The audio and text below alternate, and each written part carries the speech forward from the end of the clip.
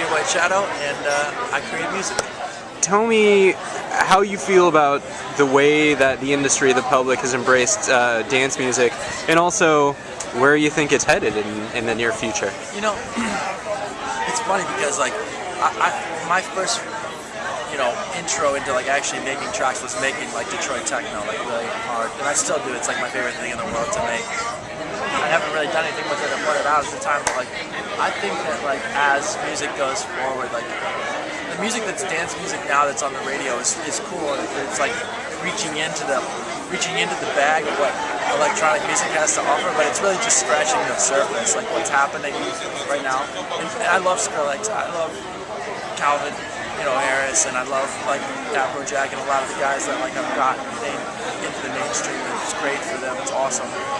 There's so much. There's always so much like brewing underneath the covers. Like when you think that like this underground music is making it into mainstream, there's like 20 other subsets of like underground music that are happening right now that are incredible. Like Moombahton. Like I went to a Moombahton party and it was just like so much fun. You know what I mean? Like. I don't love dubstep. I just think it's like getting hit over the face with a can for an hour. It's like the same way I felt about drum and bass. Like I love drum and bass too. I love dubstep. I just don't like going to those events because it's too much and I don't take enough drugs to hang out that long. But I love like a lot of like the techno stuff is coming up. A lot of producers are making house-driven music that's like sounds like Chicago stuff. With newer sounds like.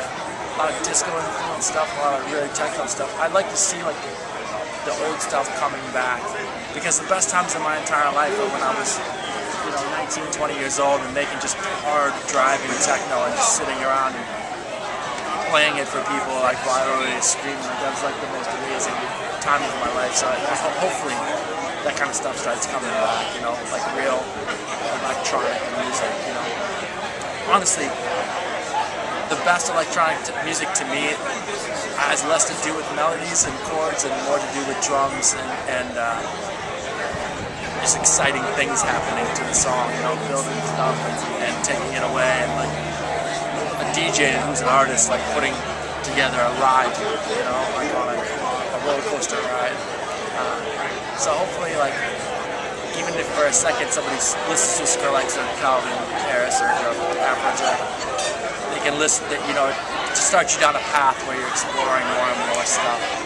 And I think everything gets enhanced by picking and pulling from different things, So I think it's awesome that people are starting to at least call it dance music so that they can actually go out and listen to what dance music actually is. I was like really fortunate to blessed with the opportunity to work with God on it, so it gave me an opportunity to sit back and figure out who the best was for me, and I really made a calculated decision about who I wanted to be, the people that were representing me and the people that were aligned with me, and people from ASCAP have just been so great, and I love everybody. I don't ever go to these stupid events ever, like it's not my bag. But I always come to the ASCAP stuff. I actually flew out for one day just to go to the last ASCAP thing just because I loved everything so much. They're great. It's awesome. ASCAP's the best. For real.